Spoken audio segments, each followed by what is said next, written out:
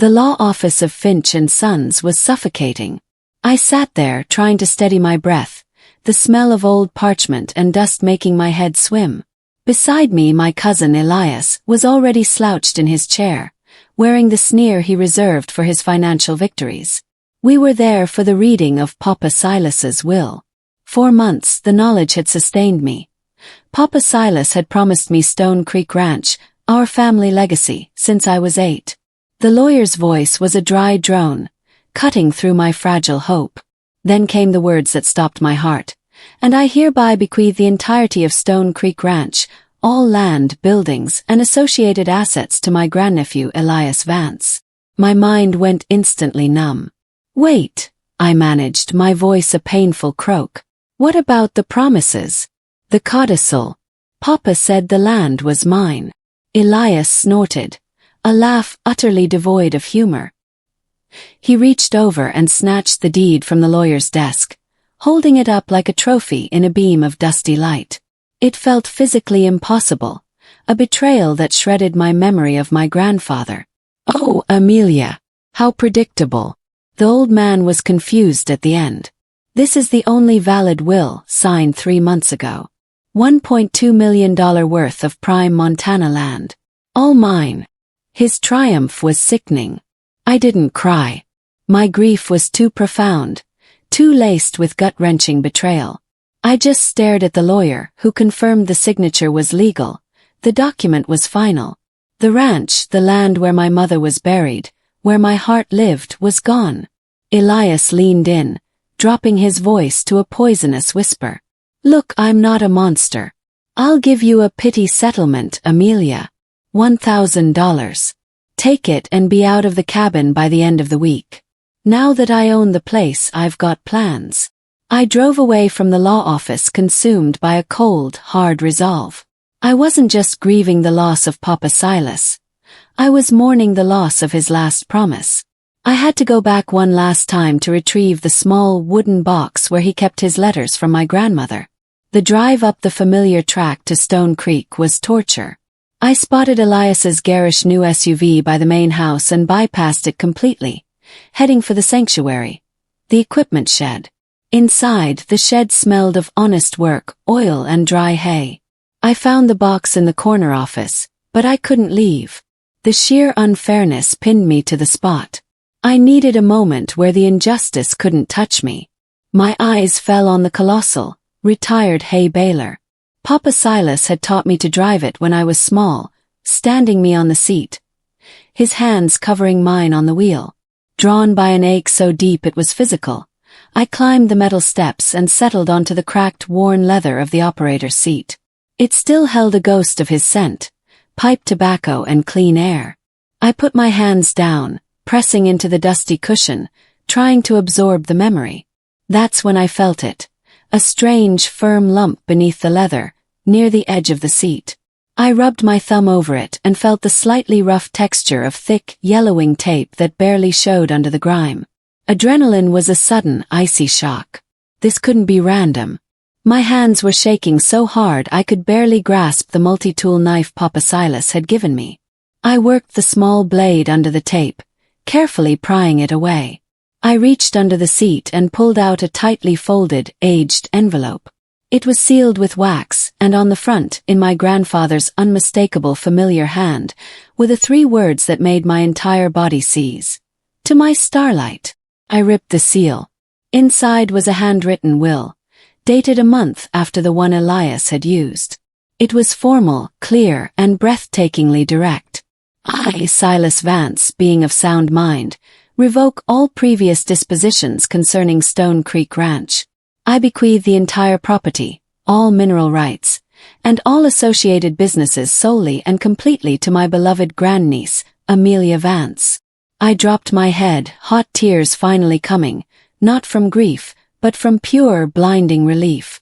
Papa Silas hadn't betrayed me. He had protected me. Then I saw the final sentence, a hasty scribble at the bottom. Don't let the corporate vultures get their hands on the real money. The mystery was a sudden, cold dose of sobriety, hardening my purpose instantly. I scanned the true will and emailed the documents to Mr. Harrison, the lawyer who was an old friend of the family. Only then did I drive back to the main house. Elias was in the kitchen, already on the phone. His voice loud and arrogant as he discussed his future plans for my ranch. I didn't shout. My voice was eerily calm as I interrupted him. Elias, we need to talk. He turned annoyed. I'm busy, Amelia. Didn't you hear me? You're supposed to be gone. I walked up to the island and slid the original aged handwritten will across the smooth wooden surface. Read this. The effect was instantaneous. His smug smile vanished, replaced by pure panic shock. He knew the script. He grabbed for the paper, but I was faster. It's Papa Silas's true will, Elias. It leaves the ranch to me. And before you try anything, I've already emailed signed, scanned copies to Mr. Harrison. He's filing the injunction today. This is a forgery, he shrieked, his face contorting into an ugly mask of rage. You planted it. I'll tell them you forged it. It was notarized by Judge Evans, Elias. And it was dated after the fraudulent document you filed. Held up my phone. The originals are already with my lawyer. Driven by sheer terror, Elias lunged across the counter, not for the document but for my phone. I managed to escape the house and sped to Willow Creek. Sitting across from Mr. Harrison in his cluttered office, I laid out my amazing, improbable discovery. He read the will carefully, then stared at me over his reading glasses, utter weariness in his expression. Amelia, a will found taped beneath a Hay Baler seat. You understand how that sounds. Your cousin has a clean, corporately approved document. It's genuine, Mr. Harrison. Papa Silas did this to protect the ranch. He sighed, tapping the document. Then his eyes narrowed, catching the notary seal. Hold on. The seal. Judge Evans. Retired now but notoriously meticulous. And yes, a friend of Silas's. His professional skepticism finally fractured. His gaze met mine, hardening into resolve. If Judge Evans notarized this, we have a fighting chance. It suggests Silas knew he was in a corner. Elias has a deed, but we have a story of justice. He agreed to file the injunction, but his voice turned grave. You've just declared war, Amelia. Elias won't play fair now. Mr. Harrison's warning was tragically accurate. I was on my way home, feeling a flicker of hope for the first time, when my old pickup truck coughed, shuddered, and died with a sickening mechanical groan, just a few yards from the Stone Creek gate. The mechanic, Gus, arrived 2 hours later. He looked under the hood and gave a low whistle. Amelia, this wasn't random. Your fuel line was cut. Deliberately with a sharp tool. Someone wanted you stranded. My blood ran cold. This wasn't petty vandalism. It was a clear, calculated threat. Moments later, my phone buzzed with an unfamiliar number. The text was simple, brutal, and chilling. Drop the claim, or the land will be the least of your worries. Elias had moved beyond greed to outright criminality. It was no longer just about ownership, it was about survival. The postscript in Papa Silas's true will, "Don't let the corporate vultures get their hands on the real money," consumed me. I couldn't shake the feeling that Elias's betrayal was just the tip of a financial iceberg. Back in Mr. Harrison's office, we combed through the ranch's old county records and geological surveys. Mr. Harrison was baffled. Silas was a rancher. He had cattle, crops, not corporate assets. I pointed to the old survey maps, focusing on the deep subsurface details. What about mineral rights? Anything beyond the surface? Mr. Harrison traced the fine print of an ancient land use agreement. Suddenly, his eyes flew wide open. Amelia, this is astonishing. A geological report from the 60s. Stone Creek Ranch sits directly on top of a massive, untapped geothermal energy reserve. My breath hitched. $1.2 million was the surface value. The energy rights, the true value, could be $15 million or more. The real money, I whispered, a terrible certainty settling over me.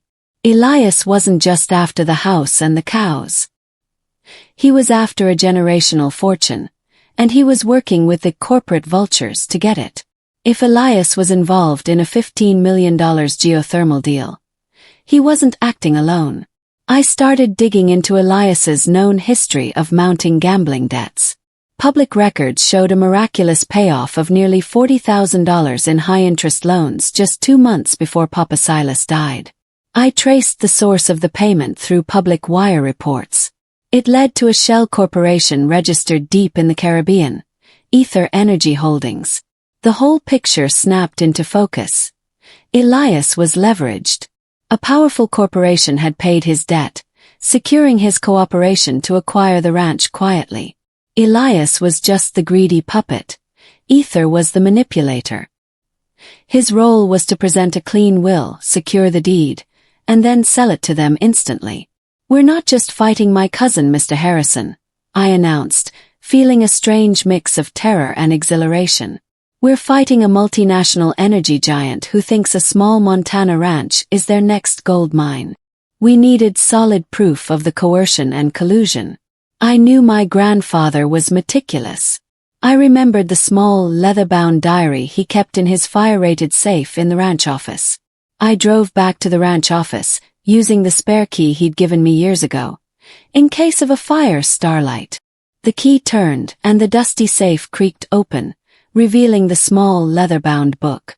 I flipped to the last entries, dated days before his death. June 14th. Elias brought those smooth-talking corporate men from Aether. They had papers. They knew about the geothermal. They pressured me. Felt dizzy. I never wanted to sell. "This land is for Amelia." I had to sign something, felt faint. I've made a terrible mistake. A betrayal I never saw coming. My heart pounded with furious certainty. This was it, proof of coercion. But when I turned the page, the agony was immediate. The next page, where he would have detailed the specific documents and Elias's role, had been cleanly, deliberately ripped out. Elias had been careful. He had covered his tracks. But Papa Silas was smarter than both of us. I slumped, staring at the empty space in the diary. He wouldn't just leave it to chance. He never did. I began tearing apart the office, running my hands along the baseboards, tapping the floor. Near the old bookshelf, my finger caught on a loose floorboard. I managed to pry it up and reached into the dark, dusty cavity. My hand closed around a small, obsolete flash drive. Back at my apartment, I frantically plugged it in. It contained a single, low-resolution video file. It showed Papa Silas, frail but determined, holding the diary and confronting Elias. "You signed the papers, Elias. You sold the heart out of Stone Creek for a few $1,000s. Papa Silas looked down at the diary, at the critical page. Then he did the unexpected. He looked Elias in the eye, said, "You will never get the full story from me, boy," and deliberately ripped the page out, crumpling it and tossing it away. Papa Silas had created a paper trail and a calculated blind spot. He wanted the truth to be found, but he made Elias sweat for it. With the video, the true will, and the mineral rights discovery, Mr. Harrison filed an explosive legal brief. Elias's attorney, Mr. Denton, immediately called for a mediation. Elias was pale and clearly terrified, but Mr. Denton, slick and corporate, took the lead. He didn't deny our evidence, but dismissed it as irrelevant. Then came his counteroffer. He offered me $500,000 for her silence and the immediate handover of the second will. A fortune for my simple life. Mr. Harrison gave me a look that said, "Take the money and run." But I pushed the settlement document back across the table. My voice was utterly firm. "This is not about the money, Elias. This is about Papa's trust. The land is not for sale." Just as Elias started to rage, the phone on the table rang. Mr. Denton answered, his face tightening. He held the phone out to me. "It's Ms. Thorne. Aether Energy. She insists on speaking to you directly." Took the phone. Ms. Thorne's voice was the sound of money and power, cutting and sharp. "Ms. Vance, I advise you to take the $500,000. You are attempting to invalidate a legal deed based on an artifact. A legal battle against Aether will ruin you, regardless of the outcome. I didn't answer. Hung up. The next day, Elias retaliated. A local blog published a malicious piece. City slicker inheritance hunter tries to pave over Willow Creek's historic ranch for condos. He tried to turn the community against me. But I hit back immediately. I had Mr. Harrison leak the existence of the true will and the $15 million geothermal secret. The public sympathy flipped instantly. The victory was fleeting. Ms. Thorne sent an email containing a single, devastating document. Mr. Harrison showed me the paper. It was a promissory note, signed by Elias, dated before I found the true will. Reveal. It granted Aether Energy Holdings the right of first refusal to purchase Stone Creek Ranch for $1.5 million the moment the inheritance was legally settled. This is a legal masterpiece of cruelty, Mr. Harrison explained, defeated. Aether doesn't care who wins the will dispute. The second the court rules, for you or for Elias, this note activates, and they can force the sale of the land, geothermal rights and all. I felt the panic rise. I had won the battle for the will, but Aether was about to win the war for the land. We studied the promissory note desperately. It was a perfectly crafted legal cage. When does the clock start? I asked, tracing the fine print. Mr. Harrison pointed. 60 days following the date of the legal finalization of the property's inheritance. I looked up, a fierce hope igniting. But it's not finalized. Our injunction means the inheritance is still disputed. The clock hasn't started. Mr. Harrison's face broke into a smile of professional excitement. You're right. Our only chance is to prove Elias's initial inheritance was based on fraud and abuse before the court finalizes anything. We void the foundation of the note entirely. To prove fraud, we had to prove the original will was signed under duress. I went back to the only proof I had.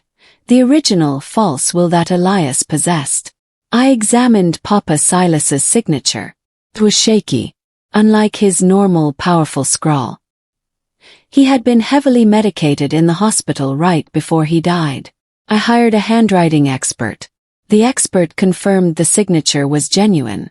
Twist.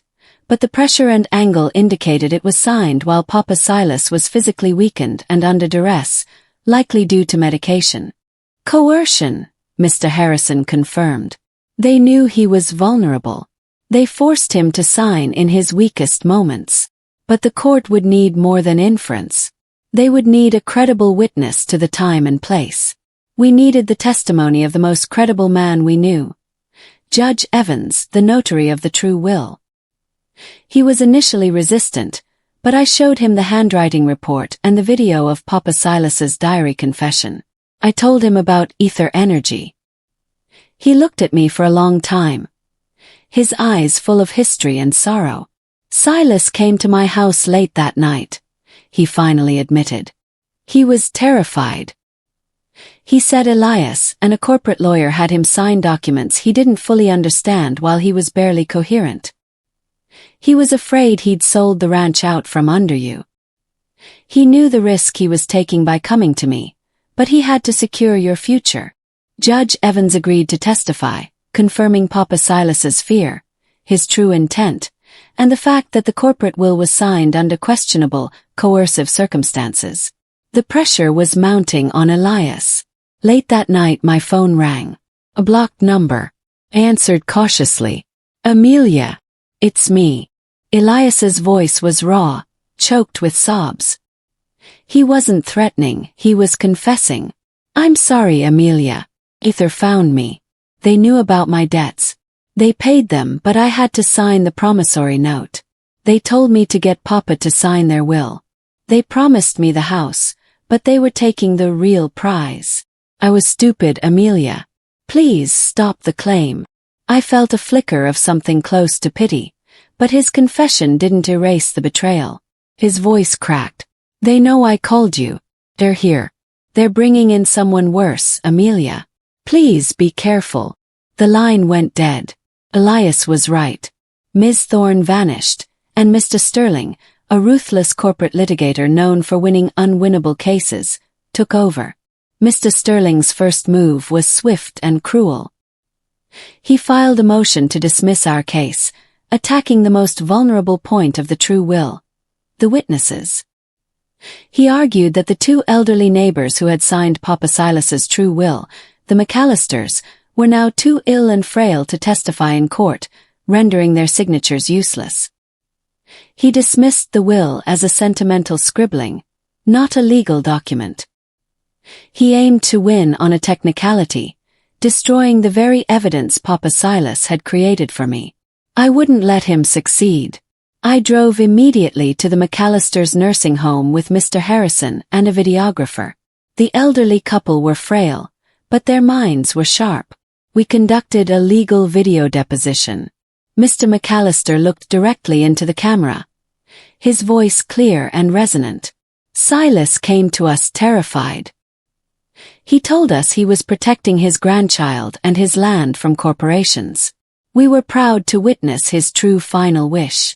The video deposition was legally admissible, and it was devastating. It captured the solemnity and clear intent of Papa Silas in a way that no mere paper witness could. Mr. Sterling's technical attack had failed. As the court date approached, Mr. Harrison found the smoking gun we needed. He tracked the correspondence between Elias's original lawyer, Mr. Denton, and Aether Energy. Mr. Denton was a corporate mole. The email detailed a $100,000 kickback paid to Elias and Mr. Denton to ensure the smooth transition of the property using the false will. This was undeniable proof of financial fraud and criminal collusion. It meant the very foundation of Elias's inheritance, the corporate will, was built on a crime. Mr. Sterling's entire case was now legally toxic. The revelations kept coming. Mr. Harrison, searching the bank records associated with Elias's former gambling debts, found a curious, dormant account linked to Papa Silas. Papa Silas had established a substantial secret trust fund for Elias years ago. It was conditional on him not contesting the true will and seeking counseling for his gambling. Even after Elias's terrible betrayal, Papa Silas's true will wasn't designed to ruin him. It was designed to save him. The victory was about enforcing my grandfather's ultimate love and mercy, not settling a score. The courtroom was tense, packed with media and locals. Elias looked shattered. Mr. Sterling fought hard, but we countered every move with irrefutable evidence. The climax came when Judge Evans took the stand, his powerful voice confirming the notary and testifying to Papa Silas's genuine terror of the corporations. The presiding judge delivered the final verdict. This court finds that the document presented by Mr. Vance was obtained under duress and with documented fraudulent intent. Therefore, the court validates and upholds the document found on the property as the valid last testament of Silas Vance. The Stone Creek Ranch is legally inherited by Amelia Vance. The courtroom erupted. Elias stared blankly, utterly defeated. The ranch was mine. My triumph was short-lived. Ms. Thorne, waiting for the verdict, stood up immediately. She filed a massive lawsuit against me for breach of contract and interference, based entirely on Elias's pre-inheritance promissory note. Ms. Thorne declared, "The inheritance is settled. The clock has started. Ms. Vance is legally bound to honor the right of first refusal contract with Aether Energy." Aether was using the legal framework to force a sale. They had lost the will fight, but they were still coming for the $15 million geothermal prize. We were backed into a corner. We had the land, but Aether had a legal right to buy it. I returned to Papa Silas's true will, focusing on the mineral rights clause that had led me down this path. I had missed the key detail, thinking only of who owned them. The clause read, "The entirety of the subsurface mineral and energy rights shall be placed in an independent, irrevocable community trust fund for the benefit of the residents of Willow Creek County." Twist. Papa Silas had already blocked the geothermal sale. The rights weren't bequeathed to me to sell. They were irrevocably willed to the community. The promissory note Elias signed only granted Aether the right to purchase the surface land, which was worthless without the subsurface access. I called Ms. Thorne's lawyer and informed her of the community trust. The geothermal rights were not mine to sell. They belonged to the people of Willow Creek. Without the energy, their promissory note was a scrap of worthless paper. The corporate lawsuit was dropped the next day. Aether had no interest in a cattle ranch without the energy rights. The fight was finally, irrevocably over. I stood on the highest bluff overlooking Stone Creek Ranch, the new rightful owner. I was a protector of a legacy, not an heiress. I used the land's value $1.2 million to establish the Elias Vance Agricultural Learning Center, fulfilling Papa Silas's dream of supporting the community. I formalized the community trust for the geothermal funds, securing Willow Creek's future. Finally, I dealt with Elias. Not with cruelty but with justice. I sent him the paperwork for his conditional trust fund. I included a short, final, handwritten note. Elias, Papa gave you a second chance. The money is yours when you seek help. But understand this.